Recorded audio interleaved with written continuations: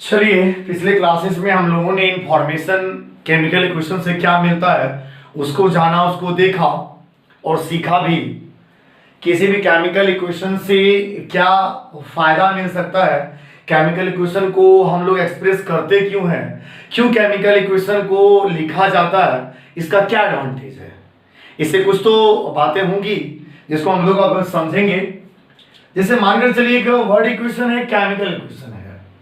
Word equation में आप मानकर चलिए लिखना चाहेंगे हाइड्रोजन प्लस ऑक्सीजन, तो फॉर्मेट बन चुका है हाइड्रोजन ऑक्साइड, ऐसा हुआ। और एक बार मैं हिंदी में लिखना चाहूंगा जानबूझकर, ताकि हम आपको सही सही समझा सकें।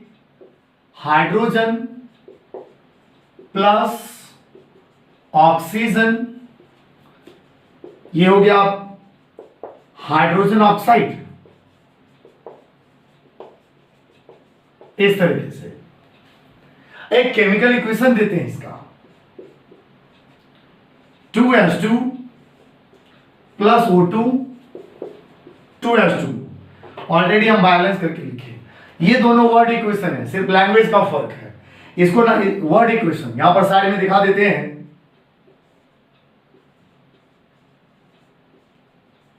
ये वर्ड इक्वेशन है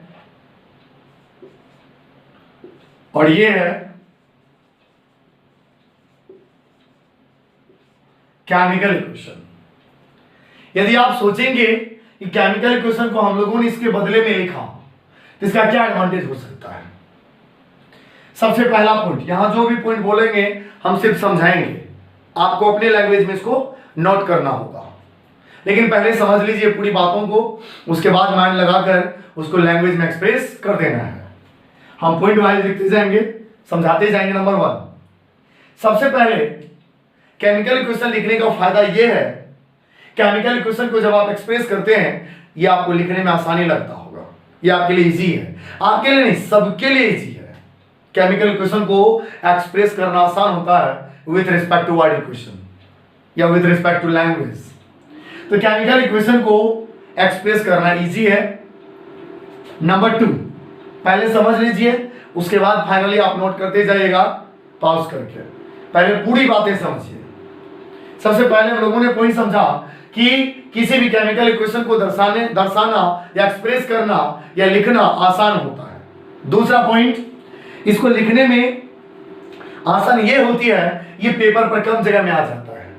इसको लिखने के लिए पेपर पर कम जगह चाहिए, क्योंकि सिंबल्स और फॉर्मूला है, वर्ड को लिखने के लिए ज्यादा जगह चाहिए, पेपर पर कम जगह की जरूरत होती है। तीसरा, थर्ड पॉइंट, इसको अगर लिखते हैं हम लोग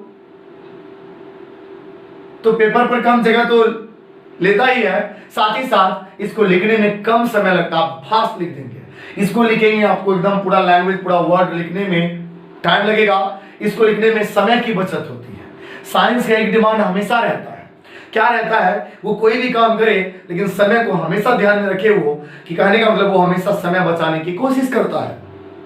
जैसा अभी आप इस लॉकडाउन पीरियड में घर में पढ़ रहे हैं, समय को वेस्ट नहीं, समय को हम सेव कर रहे हैं। कैसे?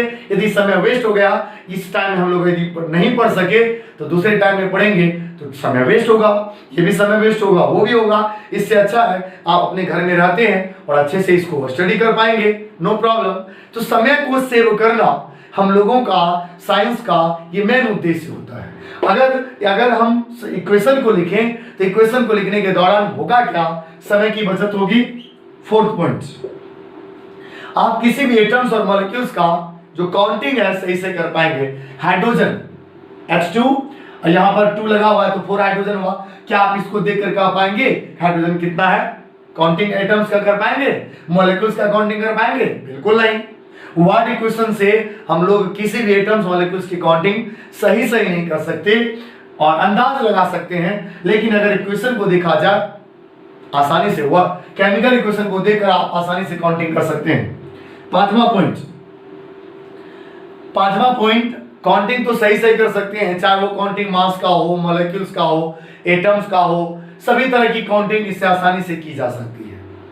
उसके बाद कि मानकर चलिए साइंटिस्ट है, साइंटिस्ट कोई भी इंफॉर्मेशन पूरी होल वर्ल्ड को, पूरी दुनिया को देती है तो कैसे देती होगी, या साइंटिस्ट किसी भी इंफॉर्मेशन को गेन करती है तो कैसे गेन करता होगा, या कैसे गेन करते होंगे वो लोग, क्या लैंग्वेज में, इंग्लिश में? नहीं, इंग्लिश एक ग्लोबल लैंग्वेज है, फिर भी इंग्लिश में वो गेन नहीं करता, क्योंकि पूरी दुनिया में हर एक कंट्री के हर एक स्टेट में डिफरेंट डिफरेंट लैंग्वेजेस बोले जाते हैं।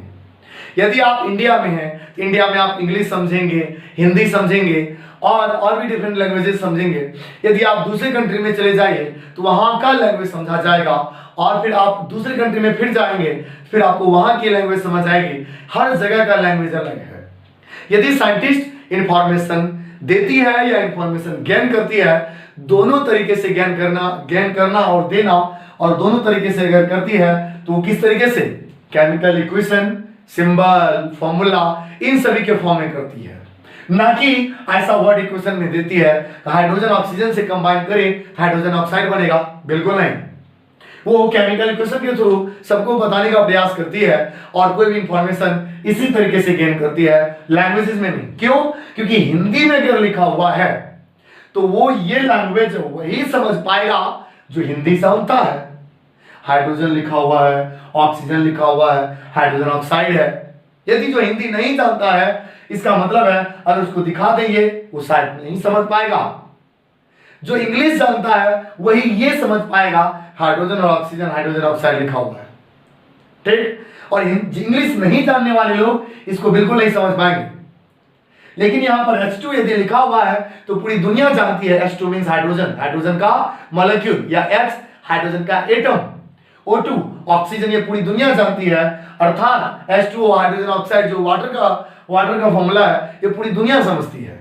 अर्थात किसी भी पर्सन को, खास करके साइंटिस्ट को, इंफॉर्मेशन गेन करने में या इंफॉर्मेशन देने में किसी तरह की परेशानी नहीं होती है, क्योंकि इंफॉर्मेशन यदि दे तो केमिकल इक्वेशन के फॉर्म में देती है। इस हिसाब से केमिकल इक्वेशन से कुछ तो फायदा है, बहुत कुछ फायदा है, इस बात को ध्यान रखेंगे। इन सभी लैंग्वेजेस को हम एक बार फिर से बोलते हैं। सबसे पहला, केमिकल इक्वेशन को लिखना आसान होता है। दूसरा, इसको लिखने के लिए कम जगह की आवश्यकता होती है पेपर पर। तीसरा, इसको लिखने में कम जगह की आवश्यकता होती है और समय की बचत होती है। चौथा, आप आसानी से किसी भी मोल, मॉलिक्यूल, एटम्स, मास, हर तरह की काउंटिंग आप सही सही कर पाएंगे केमिकल इक्वेशन में, वर्ड इक्वेशन में नहीं। पांचवा, किसी भी पर्सन या होल वर्ल्ड में किसी भी साइंटिस्ट को इंफॉर्मेशन देने या इंफॉर्मेशन गेन करने में किसी तरह की परेशानी नहीं होती है केमिकल इक्वेशन के थ्रू। यदि वर्ड इक्वेशन के थ्रू यदि वो इंफॉर्मेशन दे तो वर्ड इक्वेशन में इंफॉर्मेशन देने में उसको परेशानी होगी, क्योंकि वहां पर लैंग्वेजेस का प्रॉब्लम है।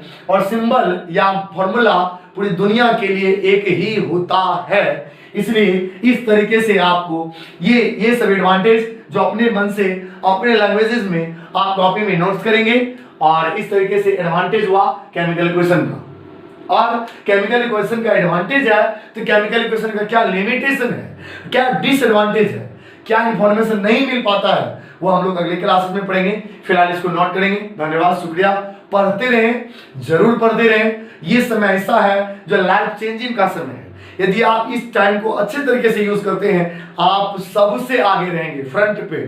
यदि आप इस टाइम को यूज नहीं करते हैं तो आप समझिए कि आपके साथ आपके जितने भी 10th स्टैंडर्ड के स्टूडेंट होंगे, सभी स्टूडेंट्स घर में पढ़ रहे होंगे। यदि आप नहीं पढ़ते हैं तो बहुत पीछे चले जाएंगे, और पढ़ते हैं तो बहुत आगे चले जाएंगे। अब बहुत आगे और बहुत पीछे में कितना का डिफरेंस है ये आप भली भांति जानते हैं। आपका माइंड उतना मैच्योर हो चुका है कि आप इस बात को समझ सकते हैं। ठीक है, ज्यादा नहीं कहेंगे, आप खुद समझदार हैं। थैंक यू, धन्यवाद, शुक्रिया।